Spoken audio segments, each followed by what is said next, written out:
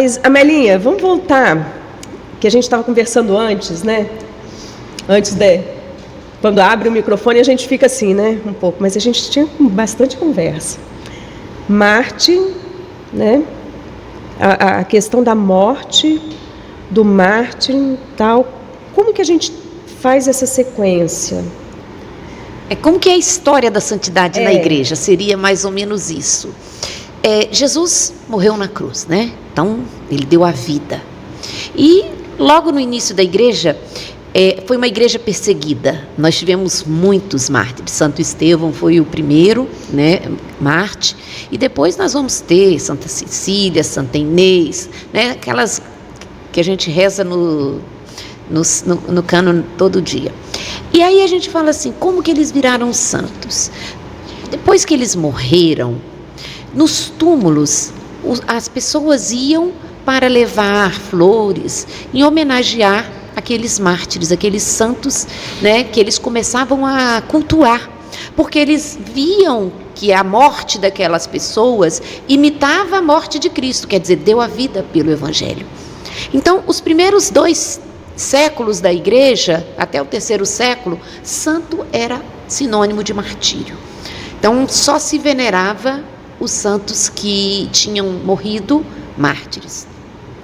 E a partir do início do século IV, nós vamos ter uma figura, né, de um santo, que São Martinho de Tours, que ele não morreu mártir.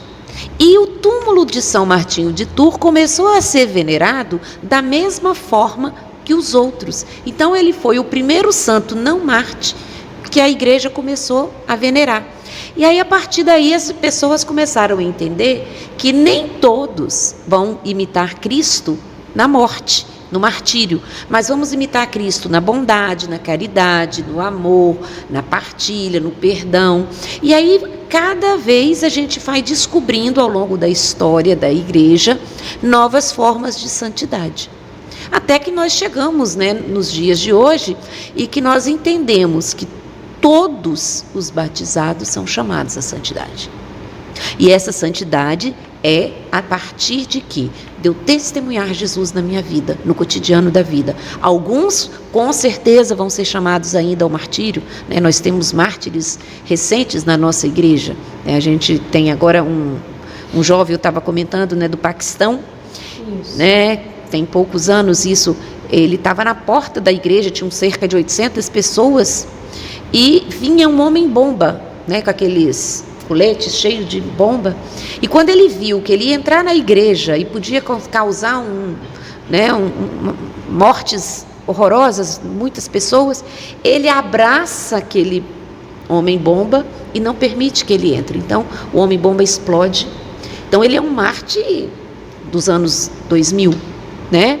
Então a gente continua tendo muitos mártires ainda, mas continuamos tendo os jovens, os idosos, os religiosos, as religiosas, sacerdotes. Em todas as formas de vida somos chamados à santidade.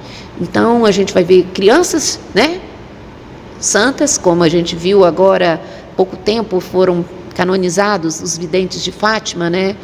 A Jacinta e o Francisco. A Jacinta, se eu não me engano, tinha 6 ou 7 anos, o Francisco acho que 8 anos. Então, da vivência da santidade também na infância, mas não foram mártires, né? A gente tem muitas crianças mártires, mas também já temos, né, crianças e adolescentes que, pelo seu testemunho, né, a gente não pode esquecer, não podemos deixar de falar do Domingo Sávio, isso aí, que tem uma frase dele que é emblemática, né?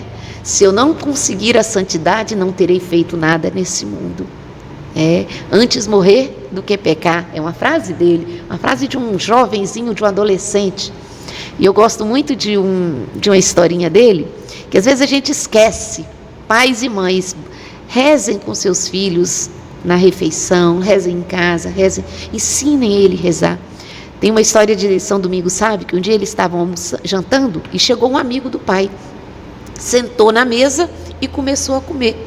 Ele devia ter uns 5 aninhos, ele pegou o prato dele, saiu da mesa e foi comer sozinho na cozinha. Aí a mãe levantou e foi perguntar: meu filho, o que aconteceu? Por quê? Você não viu, mãe? Ele sentou, começou a comer, não agradeceu a Deus. Fez como se fosse um porco. Eu não vou comer com um porco. Então ele viu a ausência da oração, da gratidão daquele homem, e na sua infância, na sua pequenez, ele simplesmente se afasta.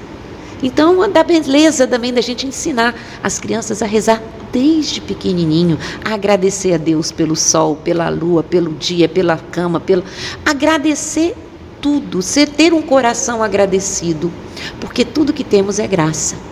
E isso é santidade, é eu reconhecer a beleza de Deus na minha vida.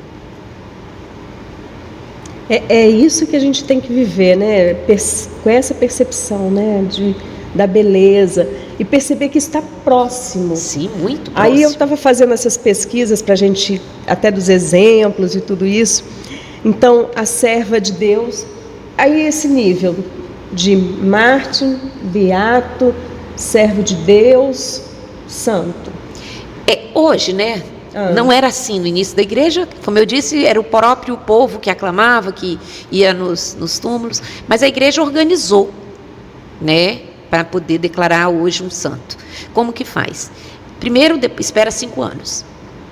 Primeiro morreu, a não ser casos excepcionais, como o caso de Madre Teresa de Calcutá, como São João Paulo II, que se tirou a exigência dos 5 anos. Por que a igreja exige os 5 anos? Porque às vezes quando a pessoa morre, fica aquela, a emoção. A emoção do povo. Então espera acalmar.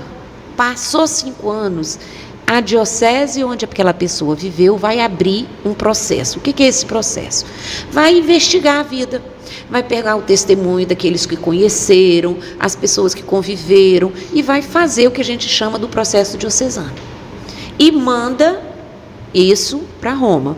E lá, a congregação da Causa dos Santos, eles vão analisar aquele processo e vão ver se existe ou não as virtudes heróicas que a gente chama, Se sim, aí vai dizer que ele, vai ser o servo de Deus.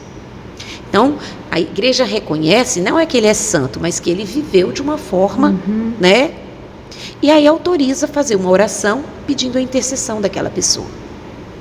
E a partir dessa intercessão, se acontecer um milagre, esse milagre vai ser analisado, vai ser estudado pela medicina, os médicos, os cientistas, e provando que aquele milagre foi verdadeiramente extraordinário, que não havia possibilidade da ciência fazer aquela cura, ele vai ser chamado de beato. E aí continua-se a rezar por aquele beato, pedindo a sua intercessão, e se acontecer um segundo milagre, aí o que a gente faz? A igreja proclama santo, canoniza. Então, primeiro, servo de Deus, beato e santo. Existem outras formas? Sim. Por exemplo, São José de Anchieta. Existe um termo que eles falam para um santo que já está vamos dizer assim, as pessoas já conviviam com ele, todo mundo aqui já no Brasil já falava da santidade de São José de Anchieta. Então não houve um processo, mas pela historicidade da santidade, ele foi declarado santo. Então, o reconhecimento do povo. Isso, pelo muito tempo, 500 anos de história do povo, das histórias, do testemunho das pessoas que ficaram relatados e tudo mais. Então, a igreja, em alguns casos, o Papa pode fazer isso e declara sem esse processo todo. E dos processos mais rápidos, a gente pode dizer, o santo mais rápido, quem foi? Esse é fácil. Tô por fora.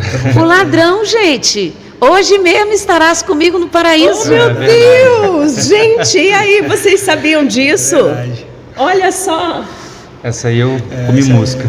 Olha aqui a Melinha. Hoje quando mesmo eu falo, estarás comigo no paraíso. Quando eu falo, quer saber de santo, procura aqui com a Melinha. Gente, olha só. Essa foi a pegadinha da nossa conversa, hein? Verdade, Melinha. Nunca tinha parado para Nunca essa reflexão. Foi direto, O próprio Cristo levou. E dos processos mais rápidos, aí a gente consegue Santo Antônio.